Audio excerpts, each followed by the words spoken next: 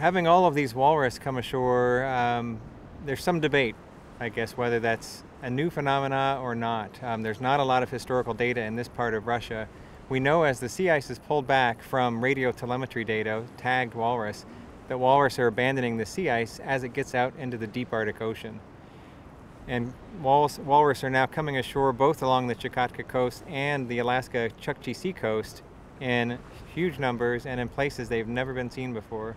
Now, Cape Van Karum here around us, these walrus have been here for a long time.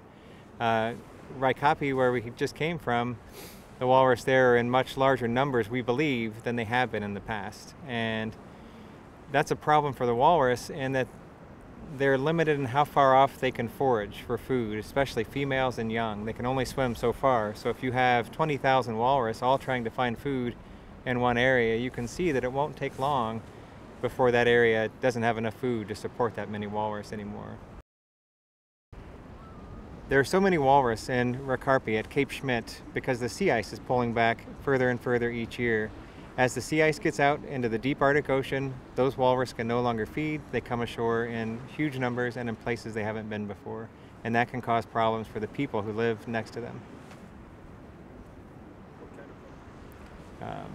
The issue with the walrus coming ashore is, one, it's not good for the walrus. They can stampede easily, which can lead to mortalities. And two, walrus attract polar bears. And having a lot of polar bears around town isn't a good idea for the bears or the people who live there. WWF has worked with the local people on a grassroots project called the UMP Patrol program to help both educate people about how to behave around both polar bears and walrus, and to also keep bears out of town and to keep the people, the children of the villages, safe in those towns. The UMP Patrol also works to deter poaching of polar bears, people from outside the villages coming up here and illegally hunting bears. So it's multifaceted and it's been very successful. In what way can you see that the UMP Patrol is doing good? The UMP Patrol has been successful in that there haven't been any other mortalities or attacks in the villages where the patrol is active. They've been able to minimize conflict between people and bears. They've reduced the number of bears killed.